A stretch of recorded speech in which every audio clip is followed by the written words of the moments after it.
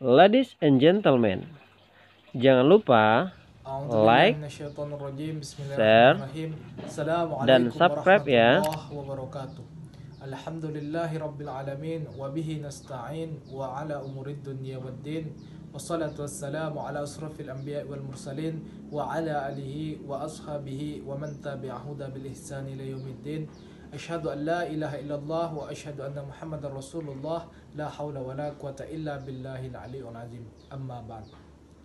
Tak ada kata yang paling indah selain alhamdulillah. Segala puji bagi Allah yang mana atas limpahan rahmat dan karunia-Nya sehingga kita bisa melaksanakan tugas dan tanggung jawab kita sebagaimana mestinya. Salawat dan salam kita haturkan kepada junjungan alam yakni baginda Rasulullah sallallahu alaihi wasallam dengan melafazkan Allahumma salli ala Sayyidina Muhammad wa ala ali Sayyidina Muhammad. Untuk tidak memperpanjang mukadimah, perkenalkan, nama saya Asyabirin dengan NIM 1182071195 jurusan Ilmu Hukum. Pada kesempatan yang berbahagia ini, saya akan mencoba menjelaskan materi yang berhubungan dengan fikih jinayah, yaitu perbandingan antara sanksi takzir dengan hukuman qisas, hudud dan diyat. Menurut Wahbah Zuhaili dengan mengutip Al-Qarafi mengemukakan bahwa ada 10 perbedaan antara hukuman takzir dan hukuman hudud, qisas serta diyat. Dari yang pertama, perbandingan sanksi takzir dan hukuman hudud, qisas serta diyat ditinjau dari segi ukuran hukuman. Hukuman had, qisas dan diyat telah ditentukan dan ditetapkan bentuk serta polanya oleh syarak, baik bentuk hukumannya maupun jenis dan kategori kejahatannya, sehingga seorang hakim tidak memiliki kewenangan dan otoritas untuk menentukannya sesuai dengan situasi dan kondisi pelaku kejahatan atau situasi dan kondisi kejahatan yang dilakukan oleh seseorang. Adapun hukuman takzir, maka penentu ukurannya diserahkan kepada penilaian dan kebijakan hakim untuk memilih bentuk hukuman dan sanksi yang pas dan sesuai dengan situasi dan kondisi terdakwa. Yang kedua, perbandingan sanksi takzir dan hukuman hudud, qisas serta diyat ditinjau dari segi kewajiban melaksanakan. Hukuman had, qisas dan diyat, ketika korban tidak memberikan ampunan, maka penguasa wajib melaksanakannya. Di dalamnya tidak boleh ada pengampunan, pembebasan, memintakan ampunan, dan pengguguran karena alasan apapun. Adapun hukum takzir, pada perbedaan pendapat di antara para ulama, yakni Imam Malik, Imam Abu Hanafiyah, dan Imam Ahmad mengatakan apabila hukuman takzir itu adalah untuk hak Allah Subhanahu wa taala, maka wajib dilaksanakan sama seperti hukuman had, kecuali jika menurut dugaan kuat sang imam hukuman selain cambuk seperti teguran keras dan perkataan sudah bisa memberikan kemaslahatan.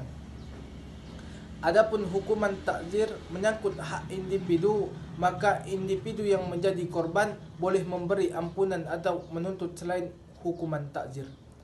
Menurut Imam Syafi'i mengatakan bagi imam hukuman takzir adalah tidak wajib sehingga terserah kepada dirinya, ia bisa melaksanakan ataupun tidak melaksanakannya. Yang ketiga, perbandingan sanksi takzir dan hukuman hudud, qisas serta diyat ditinjau dari segi kesesuaian prinsip dasar dan kaidah umum yang berlaku. Hukuman takzir sesuai dengan prinsip dasar atau kaidah umum yang menentukan bentuk hukuman takzir yang dijatuhkan berbeda-beda sesuai dengan kejahatan yang dilakukan. Apapun hukuman had, sifatnya tetap dan pasti, tidak berbeda-beda dikarenakan perbedaan ukuran dan tingkat keseriusan kejahatan yang dilakukan. Yang keempat, perbandingan sanksi takzir dan hukuman hudud, qisas serta diyat ditinjau dari segi relativitas keberlakuan berkaitan dengan ruang dan waktu. Hukuman takzir sangat tergantung kapan dan di mana akan diberlakukan. Bahkan bisa jadi sebuah sanksi di suatu tempat atau waktu tidak cocok lagi diberlakukan di tempat atau waktu lain. Hal ini jelas berbeda dengan hudud, qisas, dan diyat. Yang kelima, perbandingan sanksi takzir dan hukuman hudud, qisas, serta diyat ditinjau dari segi keterkaitan dengan kemaksiatan. Hukuman takzir adalah sebuah pendisiplinan yang keberadaannya mengikuti masdafah yang ditimbulkan. Dalam banyak kasus, seringkali hukuman takzir dijatuhkan tanpa ada tindakan kemaksiatan seperti takzir yang dilakukan dalam rangka mendisiplinkan dan memperbaiki perilaku anak kecil, binatang, dan orang gila. Karena apa yang mereka lakukan tidak terkategorikan sebagai kemaksiatan. Sedangkan hudud, qisas, serta diyat selalu berkaitan dengan kemaksiatan seperti pembunuhan dan lain sebagainya. Yang keenam, perbandingan sanksi takzir dan hukuman hudud, qisas, serta diyat ditinjau dari segi digugurkannya sanksi.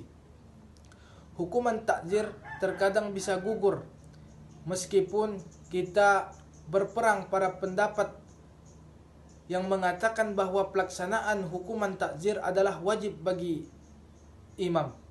Jika pelakunya anak kecil atau pelakunya yang mu'allaf, namun pelanggaran yang dilakukan adalah sebuah pelanggaran yang remeh, jika dijatuhi hukuman maka tidak mewujudkan apa yang dikehendaki dari penjatuhan hukuman itu.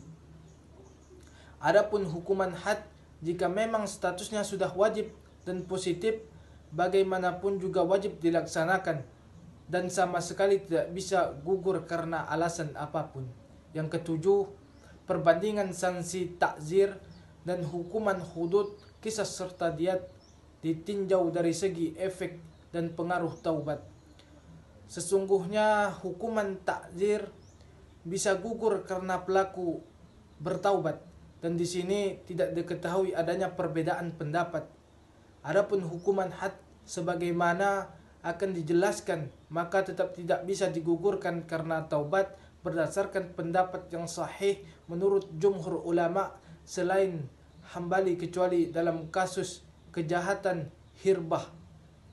Karena dalam ayat hirbah Allah Subhanahu wa taala berfirman, kecuali orang-orang yang bertobat di antara mereka sebelum kamu dapat menguasai menangkap mereka, maka ketahuilah bahwasanya Allah Maha Pengampun lagi Maha Penyayang.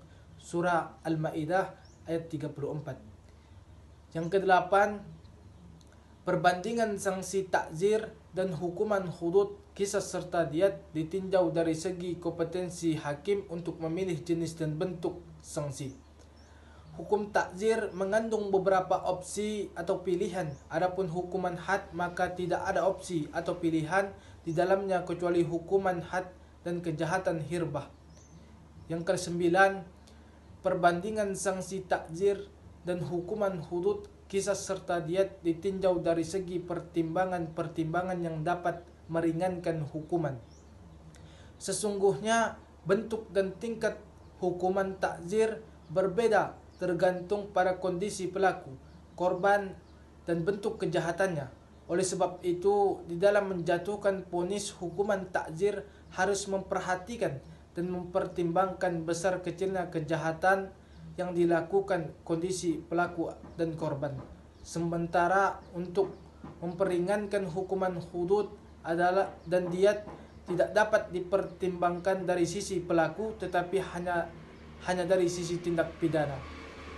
Dan yang terakhir, perbandingan sanksi takzir dan hukuman hudud, qisas, serta diyat ditinjau dari segi hak yang dilanggar. Hukuman takzir ada dua macam. Ada hukuman takzir yang dijatuhkan demi memenuhi hak Allah seperti tindak kejahatan terhadap para sahabat, kejahatan terhadap Al-Quran, dan berbagai bentuk penghinaan terhadap kehormatan agama Islam dan lain sebagainya. Adapun hukum had, qisas, dan diyat menurut para imam mazhab yang ada semuanya merupakan hak Allah kecuali hukuman had untuk kejahatan qadars. Dengan memperhatikan 10 perbedaan di atas, dapat diketahui bahwa hukuman takzir bersifat relatif, fleksibel, temporal, dan situasional. Belum tentu satu jenis hukuman akan cocok dengan tempat dan waktu yang berlainan. Dengan demikian, takzir menjadi alternatif terbaik untuk diberlakukannya terhadap beberapa jenis tindak pidana yang belum termasuk dalam cakupan jarimah qisas dan jarimah hudud.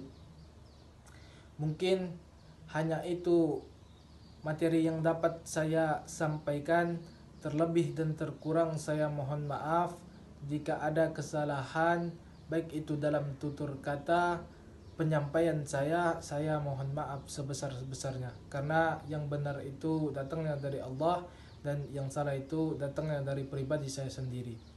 Saya sudahi dengan wabillahi taufiq wal hidayah. Wassalamualaikum warahmatullahi wabarakatuh.